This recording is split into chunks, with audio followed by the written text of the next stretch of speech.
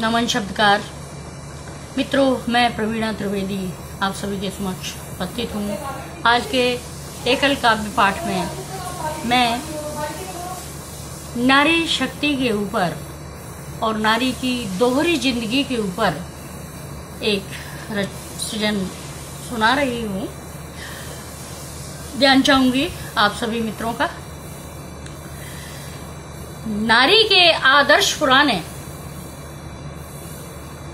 आज भी था, कल था, आज भी है, कल भी यही रहेगा। मित्रों, नारी के आदर्श पुराने, पुरुषों के हैं गए बदल। लेश मात्र भी उनमें अब तो हो सकती ना फेर बदल। लेश मात्र भी उनमें अब तो हो सकती ना फेर बदल। यूं तो समाज के सारे बंधन नारी पर ही थोपे जाते। यूं तो समाज के सारे बंधन नारी पर ही थोपे जाते और परिणित होकर आदर्शों में कर्तव्यों का एहसास कराते कहते हैं अब आया नारी युग।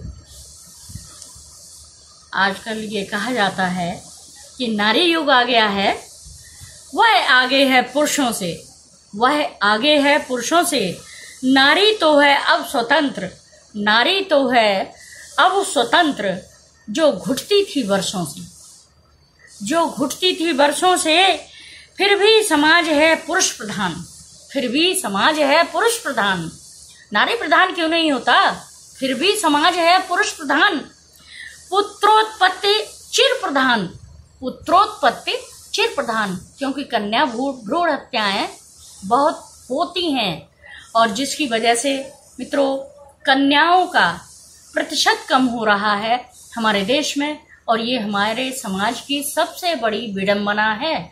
और सबसे बड़ा आश्चर्य ये है कि इस कार्य में, कन्या भ्रूण हत्या में महिलाएं ही सहयोग कर रही हैं, महिलाओं का भी योगदान है। पुत्रोत्पत्ति चिर प्रधान पूर्ण नहीं है बिना पुत्र के संस्कार नियम और विधि विधान।